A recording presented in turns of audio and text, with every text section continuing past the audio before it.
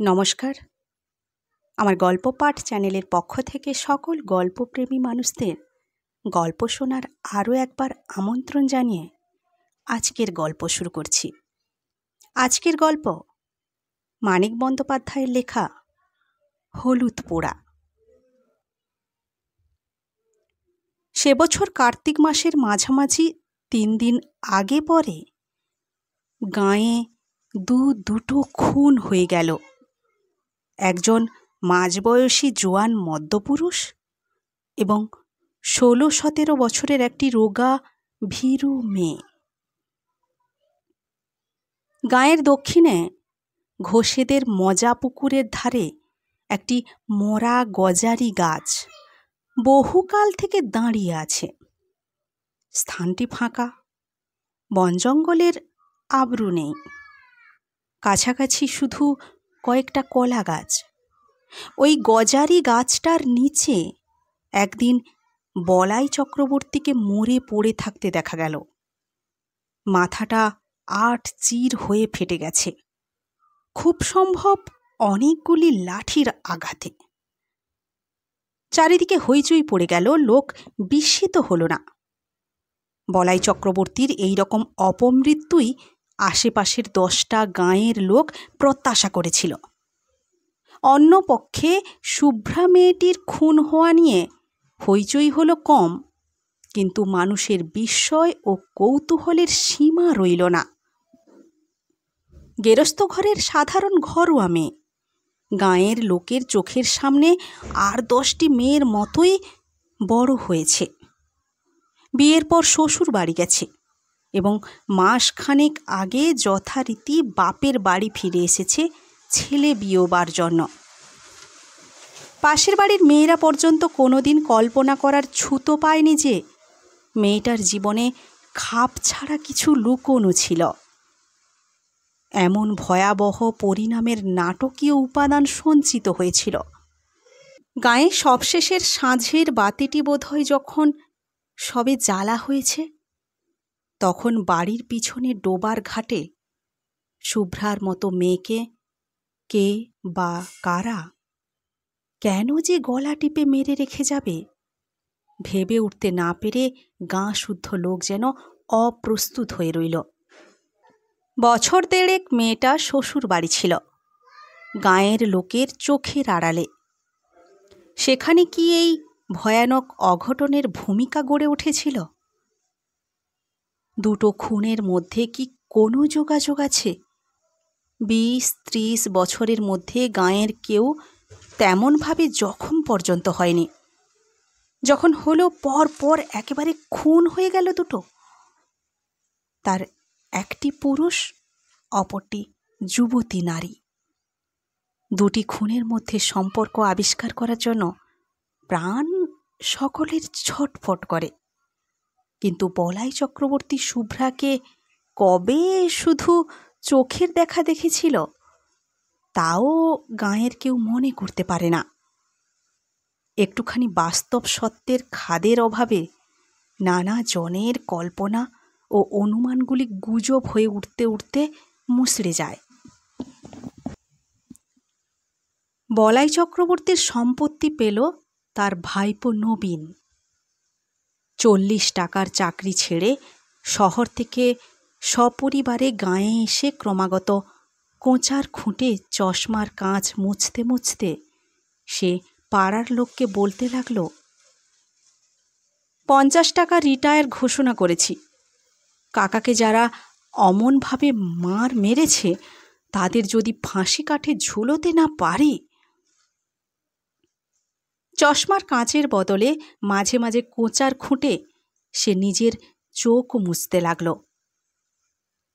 ঠিক 21 দিন গাঁয়ে বাস করার পর নবীনের স্ত্রী দামিনী সন্ধ্যাবেলা লণ্ঠন হাতে রান্নাঘর থেকে উঠান পার হয়ে শোবার ঘরে যাচ্ছে। কোথা থেকে অতি মৃদু একটু দমকা বাতাস বাড়ির পূর্ব কোণের তেঁতুল গাছের পাতাকে নাড়া দিয়ে তার গায়ে এসে লাগল। দামিনীর হাতে লণ্ঠন ছিটকে গিয়ে পড়ল দক্ষিণের ঘরের দাওয়ায়। উঠানে আছড়ে পড়ে হাত পা ছুঁড়তে ছুঁড়তে দামিনীর দাঁতে দাঁত লেগে গেল। দালানের আনাচে কানাচে ঝড়ো হাওয়া যেমন গুমড়ে গুমড়ে কাঁদে, দামিনী আওয়াজ করতে লাগলো সেই রকম। শুভ্রার দাদা ধীরেন স্থানীয় স্কুলে মাস্টারি করে। গাঁয়ে সেই একমাত্র ডাক্তার পাশ না করা। ফিজিক্সে অনার্স নিয়ে বিএসসি পাশ করে 7 বছর গাঁয়ের স্কুলে জিওগ্রাফি পড়াচ্ছে। প্রথম দিকে প্রবল উৎসাহের সঙ্গে 47খানা বই নিয়ে লাইব্রেরি, 7 জন ছেলেকে নিয়ে তরুণ সমিতি, বই পড়ে পড়ে সাধারণ রোগে বিনামূল্যে ডাক্তারি, এইসব আরম্ভ করেছিল। গেঁয়ো একটি মেয়েকে বিয়ে করে 2 বছরে 4টি ছেলে মেয়ের জন্ম হওয়ায় এখন অনেকটা ঝিমিয়ে গেছে। লাইব্রেরির বইয়ের সংখ্যা 300-তে উঠে থেমে গেছে। তার নিজের সম্পত্তি হিসাবে বইয়ের আলমারি তার বাড়িতেই তালাবন্ধ হয়ে থাকে। চাঁদা কেউ দেয় না, তবে 2-4 জন পড়া বই আর একবার পড়ার জন্য মাঝে মাঝে চেয়ে নিয়ে যায়। বছরে 2-3 বার তরুণ সমিতির মিটিং হয়। 4 আনা 8 আনা ফি নিয়ে এখন সে ডাক্তারি করে, ওষুধও বিক্রি করে। ধীরেনকে যখন ডেকে আনা হলো, কলসি কলসি জল ঢেলে দামিনীর মূর্ছা ভাঙা হয়েছে, কিন্তু সে তাকাচ্ছে অর্থহীন দৃষ্টিতে। আপন মনে হাসছে আর কাঁদছে, এবং যারা তাকে ধরে রেখেছিল তাদের আঁচড়ে কামড়ে পালিয়ে যাবার চেষ্টা করছে। ধীরেন গম্ভীর চিন্তিত মুখে বলল, শাহপুরের কৈলাস ডাক্তারকে একবার ডাকা দরকার। আমি চিকিৎসা করতে পারি, তবে কি জানেন, আমি তো পাশ করা ডাক্তার নই, দায়িত্ব নিতে ভরসা হচ্ছে না। বুড়ো পঙ্কজ ঘোষাল বলাই চক্রবর্তীর অনুগ্রহে বহুকাল সপরিবারে পরিপুষ্ট হয়েছিলেন। তিনি বললেন, ডাক্তার ডাক্তার কি হবে? তুমি আমার কথা শোনো বাবা নবীন, কুঞ্জকে অবিলম্বে ডেকে পাঠাও। স্থির করেছিল তারা প্রায় সকলেই বুড়ো ঘোষালের কথায় সায় দিল। নবীন জিজ্ঞাসা করল, কুঞ্জ কত নেয়? ধীরেন বলল, ছি, ওসব দুর্বুদ্ধি করো না নবীন। আমি বলছি তোমায়, এটা অসুখ, অন্য কিছুই নয়। লেখাপড়া শিখেছ, জ্ঞান বুদ্ধি আছে, তুমিও কি বলে কুঞ্জকে চিকিৎসার জন্য ডেকে পাঠাবে? নবীন আমতা করে বলল, এসব খাপ ছাড়া অসুখে ওদের চিকিৎসায় ভালো ফল দেয় ভাই। বয়সে নবীন 3-4 বছরের বড়, কিন্তু এককালে দুজনে একসঙ্গে স্কুলে একই ক্লাসে পাশাপাশি বসে লেখাপড়া করত। বোধহয় সেই খাতিরেই কৈলাস ডাক্তার ও কুঞ্জ মাঝি দুজনকে আনতেই নবীন লোক পাঠিয়ে দিল। কুঞ্জই আগে এলো। লোক পৌঁছাবার আগেই সে খবর পেয়েছিল চক্রবর্তীদের বউকে অন্ধকারের অশরীরী শক্তি আয়ত্ত করেছে। কুঞ্জ নাম করা গুণী, তার গুণপনা দেখবার লোভে আরও অনেকে এসে ভিড় বাড়িয়ে দিল। ভর সাঁঝে ভর করেছেন, সহজে ছাড়বেন না। ওই বলে সকলকে ভয় দেখিয়ে সঙ্গে সঙ্গে আবার অভয় দিয়ে কুঞ্জ বলল, তবে ছাড়তে হবেই শেষ তক। কুঞ্জ মাঝির সাথে তো চালাকি চলবে না। ঘরের দাওয়া থেকে সকলকে উঠানে নামিয়ে দেয়া হলো। বিড় বিড় করে মন্ত্র পড়তে পড়তে কুঞ্জ দাওয়ায় জল ছিটিয়ে দিল। দামিনীর এলো চুল শক্ত করে বেঁধে দেওয়া হলো দাওয়ার একটা খুঁটির সঙ্গে। দামিনীর না রইল বসবার উপায়, না রইল পালাবার ক্ষমতা। তাকে আর কারো ধরে রাখবার প্রয়োজন রইল না। নড়তে গিয়ে চুলের টান লাগায় দামিনী আর্তনাদ করে উঠতে লাগল। কুঞ্জ টিটকারি দিয়ে দিয়ে বলতে লাগল, রও বাছাধন রও, এখনই হয়েছে কি, মজাটি টের পাওয়াচ্ছি তোমায়। ধীরেন প্রথম দিকে চুপ করেছিল। বাধা দিয়ে লাভ নেই, গাঁয়ের লোক কথা শোনে না, বিরক্ত হয়। এবার সে তার ধৈর্য ধরতে পারল না। তুমি কি পাগল হয়ে গেছো নবীন? তুমি চুপ করো ভাই। উঠানে ৩০-৩৫ জন পুরুষ ও নারী এবং গোটা ৫ লণ্ঠন জড়ো হয়েছে। মেয়েদের সংখ্যা খুব কম, যারা এসেছে বয়সও তাদের বেশি। কম বয়সী মেয়েরা আসতে সাহস পায়নি, অনুমতিও পায়নি। যদি ছোঁয়াচে লাগে, নজর লাগে, অপরাধ হয়। মন্ত্রমুগ্ধের মতো এতগুলি মেয়ে পুরুষ দাওয়ার দিকে তাকিয়ে ঘেঁষাঘেঁষি করে দাঁড়িয়ে থাকে। এই দুর্লভ রোমাঞ্চ থেকে তাদের বঞ্চিত করার ক্ষমতা নবীনের ছিল না। দাওয়াটি যেন স্টেজ, সেখানে যেন মানুষের জ্ঞান বুদ্ধির অতীত রহস্যকে সহজবোধ্য নাটকের রূপ দিয়ে অভিনয় করা হচ্ছে। ঘরের দুয়ারে কুঞ্জ যেন আমদানি করেছে জীবনের শেষ সীমানার ওপারের ম্যাজিক। এমন ঘরোয়া, এমন হয়ে উঠেছে দামিনীর মধ্যে অদেহী ভয়ঙ্করের এই ঘনিষ্ঠ আবির্ভাব। ভয় সকলে ভুলে গেছে, শুধু আছে তীব্র উত্তেজনা এবং কৌতূহল ভরা পরম উপভোগ্য শিহরণ। একলা সামনে এগিয়ে, পাশে সরে, পিছু হটে। সামনে পিছনে দুলে দুলে কুঞ্জ দুর্বোধ্য মন্ত্র আওড়াতে থাকে। মালসাতে আগুন করে তাতে সে একটি দুটি শুকনো পাতা আর শিকড় পুড়তে দেয়। চামড়া পোড়ার মতো একটা উৎকট গন্ধে চারিদিক ভরে যায়। দামিনীর আত্মনাদ ও ছটফটানি ধীরে ধীরে কমে আসছিল। একসময় খুঁটিতে পিঠ ঠেকিয়ে কাঠ হয়ে দাঁড়িয়ে সে বোঁজ বোঁজ চোখে কুঞ্জর দিকে তাকিয়ে নিস্পন্দ হয়ে রইল। তখন একটা কাঁচা হলুদ পুড়িয়ে কুঞ্জ তার নাকের কাছে ধরল। দামিনীর ঢুলু ঢুলু চোখ ধীরে ধীরে বিস্ফারিত হয়ে উঠল। সর্বাঙ্গে ঘন ঘন শিহরণ বয়ে যেতে লাগল। কে তুই? বল, কে তুই? আমি শুভ্রা গো, শুভ্রা, আমায় মেরো না। চাটুজ্জে বাড়ির শুভ্রা, যে খুন হয়েছে? হ্যাঁ গো হ্যাঁ, আমায় মেরো না। নবীন দাওয়ার একপাশে দাঁড়িয়েছিল। তার দিকে মুখ ফিরিয়ে কুঞ্জ বলল, ব্যাপার বুঝলেন কর্তা? উঠান থেকে চাপা গলায় বুড়ো ঘোষালের নির্দেশ এলো, কে খুন করেছিল শুধো না কুঞ্জ? ওহে ওহে কুঞ্জ, শুনছ? কে শুভ্রাকে খুন করেছিল শুধিয়ে নাও চট করে। কুঞ্জকে কিছু জিজ্ঞেস করতে হলো না। দামিনী নিজেই ফিস ফিস করে জানিয়ে দিল, বলাই আমায় খুন করেছে, বলাই খুড়ো। নানাভাবে ঘুরিয়ে ফিরিয়ে অনেকবার তাকে প্রশ্ন করা হলো, কিন্তু দামিনীর মুখ দিয়ে এ ছাড়া আর কোনো জবাব বার হলো না যে সে শুভ্রা এবং বলাই তাকে খুন করেছে। তারপর একসময় তার মুখ বন্ধ হয়ে গেল। নাকে হলুদ পোড়া ধরেও আর তাকে কথা বলানো গেল না। কুঞ্জ অন্য একটি প্রক্রিয়ার আয়োজন করেছিল, কিন্তু কৈলাস ডাক্তার এসে পড়ায় আর সুযোগ পেল না। কৈলাসের চেহারাটি জমকালো, প্রকাণ্ড শরীর, এক মাথা কাঁচা পাকা চুল, মোটা ভুরু আর মুখময় খোঁচা খোঁচা গোঁপ দাঁড়ি। এসে দাঁড়িয়েই ষাঁড়ের মতো গর্জন করতে করতে সে সকলকে গালাগালি দিতে আরম্ভ করল।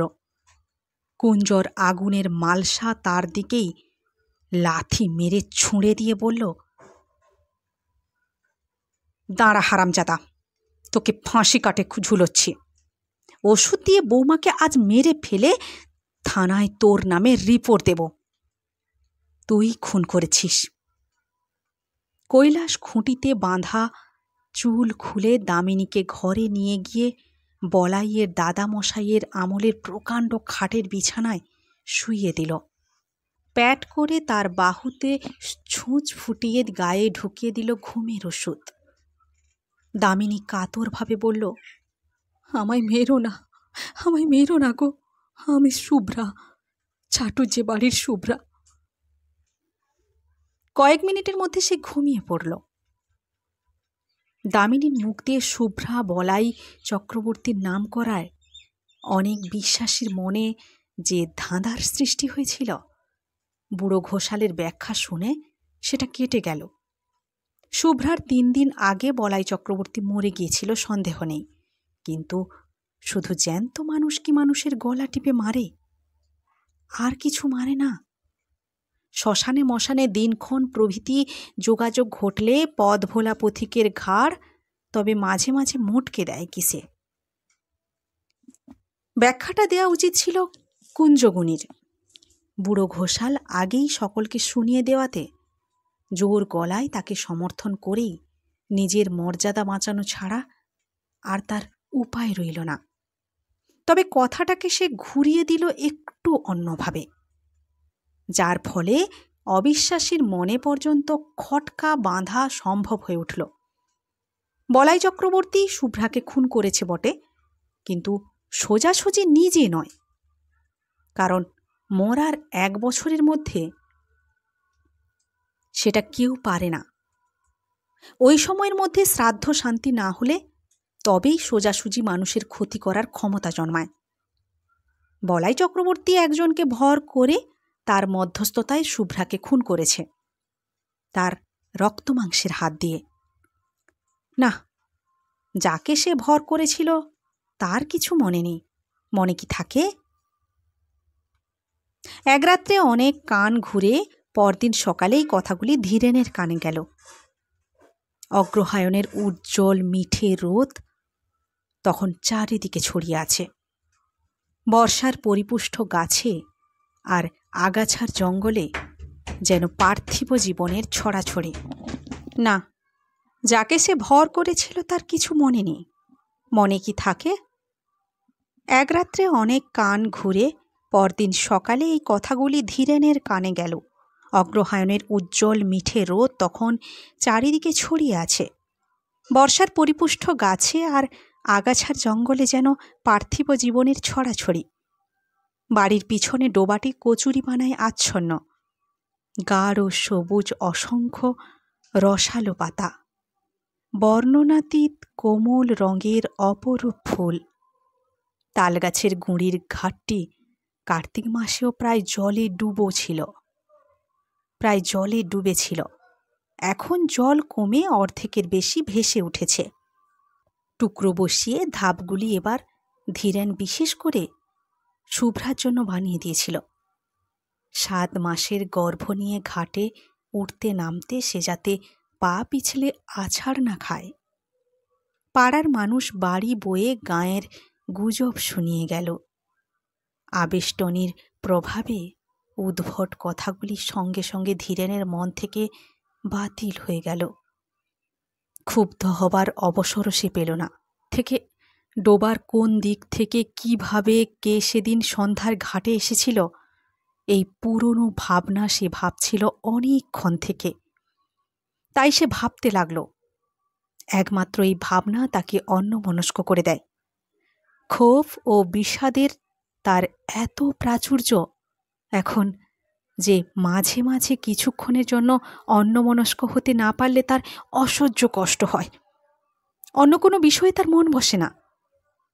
ভাতের থালা সামনে ধরে নিয়ে শান্তি বলল, আমার কিন্তু মনে হয় তাই হবে, নইলে। কটমট করে তাকিয়ে ধীরেন ধমক দিয়ে বলে, চুপ! যা খুশি মনে হোক তোমার, আমায় কিছু বলবে না, খবরদার। স্কুলে যাওয়ার পথে যাদের সঙ্গে দেখা হলো মুখে তারা কিছু বলল না, কিন্তু তাদের তাকানোর ভঙ্গি যেন আরও স্পষ্ট জিজ্ঞাস্য হয়ে উঠল। কথাটা তুমি কিভাবে নিয়েছ শুনি? পুরুত ঠাকুর তাকে অনেকক্ষণ দাঁড় করিয়ে রেখে দোষ মোচনের জন্য দরকারি ক্রিয়াকর্মের বিষয় আলোচনা করলেন, উপদেশ দিলেন। বিশেষ করে বলে দিলেন যে স্কুল থেকে ফিরবার সময় বাড়ি থেকে সে যেন তার নিজের ও বাড়ির সকলের জন্য মাদুলি নিয়ে যায়। স্কুলে পা দেওয়ার পর থেকে ধীরেনের মনে হতে লাগল সে যেন বাইরের কোনো বিশিষ্ট অভ্যাগত স্কুল পরিদর্শন করতে এসেছে।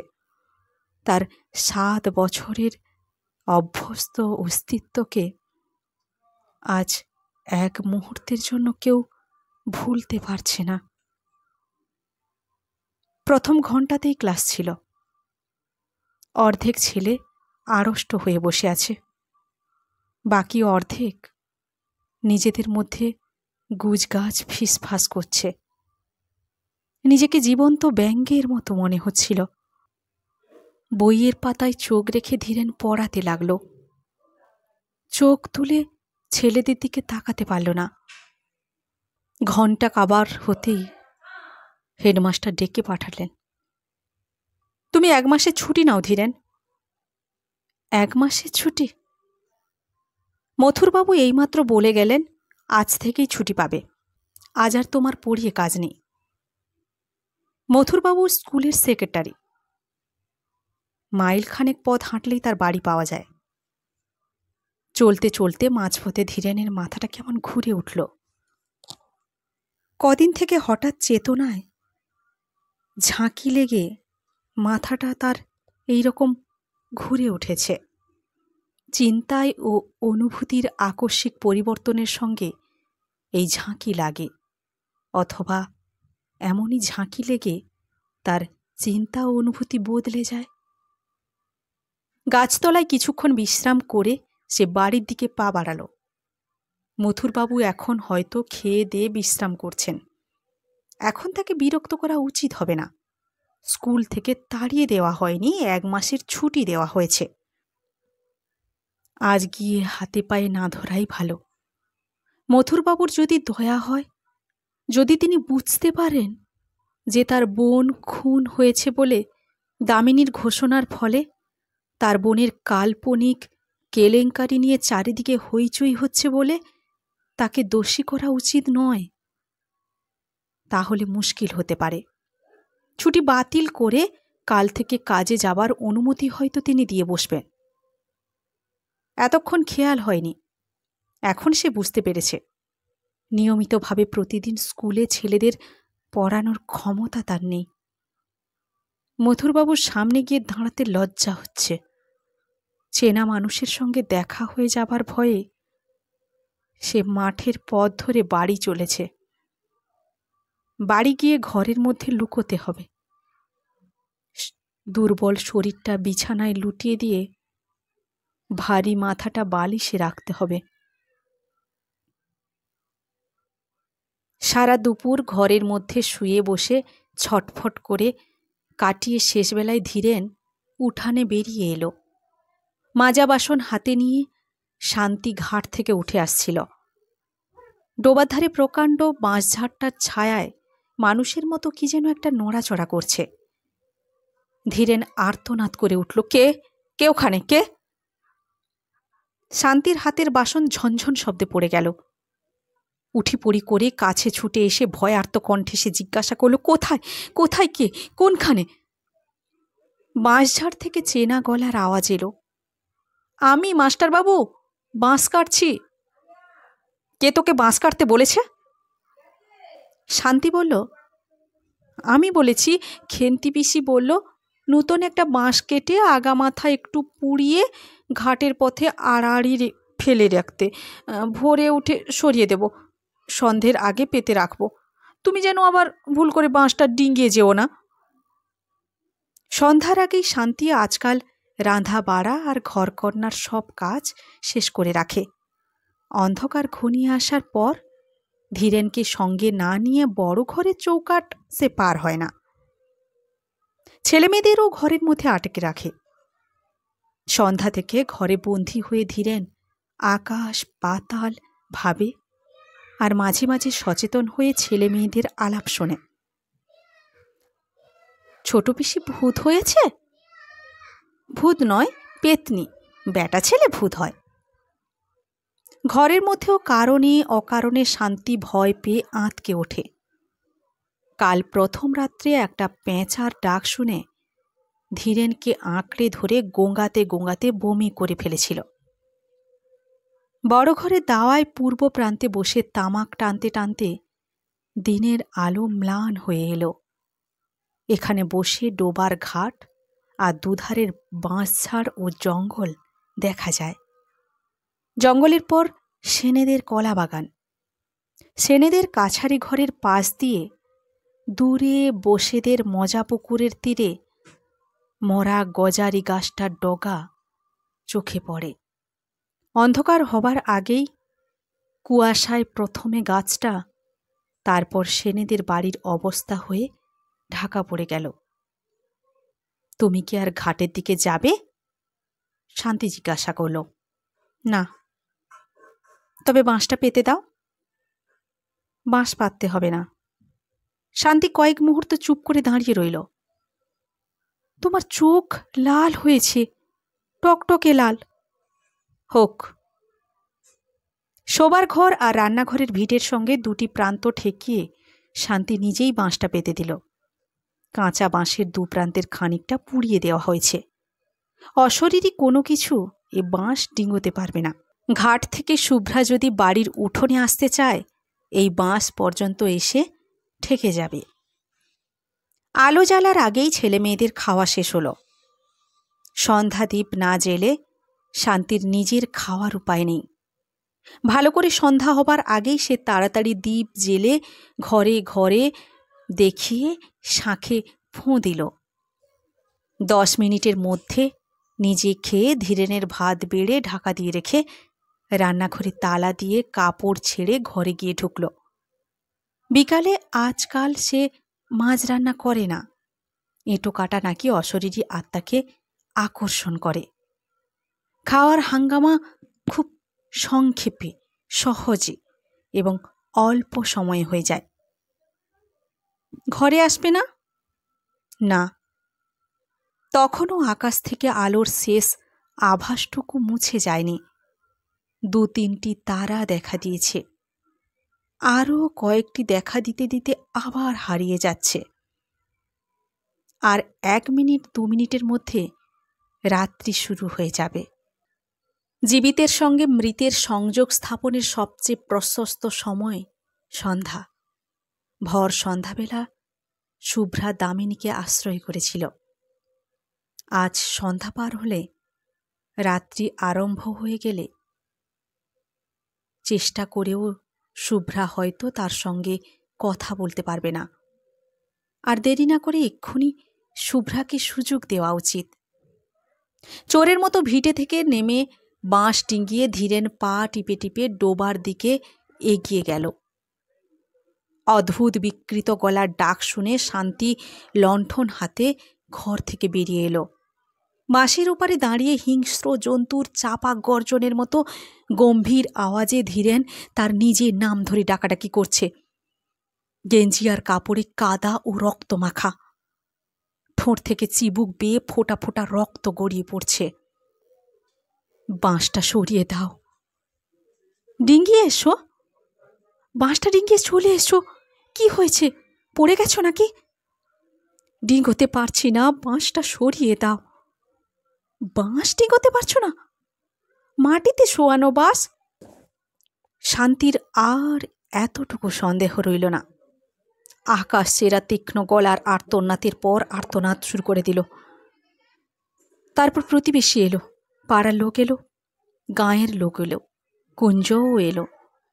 3-4 কলস জল ঢেলে ধীরেনকে স্নান করিয়ে দাওয়ার খুঁটির সঙ্গে তাকে বেঁধে ফেলা হলো। মন্ত্র পড়ে জল ছিটিয়ে মালসার আগুনে পাতা ও শিকড় পুড়িয়ে ঘণ্টাখানেক চেষ্টায় ধীরেনকে কুঞ্জ নিঝুম করে ফেলল। তারপর মালসার আগুনে কাঁচা হলুদ পুড়িয়ে ধীরেনের নাকের কাছে ধরে বজ্রকণ্ঠে জিজ্ঞাসা করল, কে তুই? বল, কে তুই? ধীরেন বলল, আমি বলাই চক্রবর্তী। শুভ্রাকে আমি খুন করেছি। নমস্কার।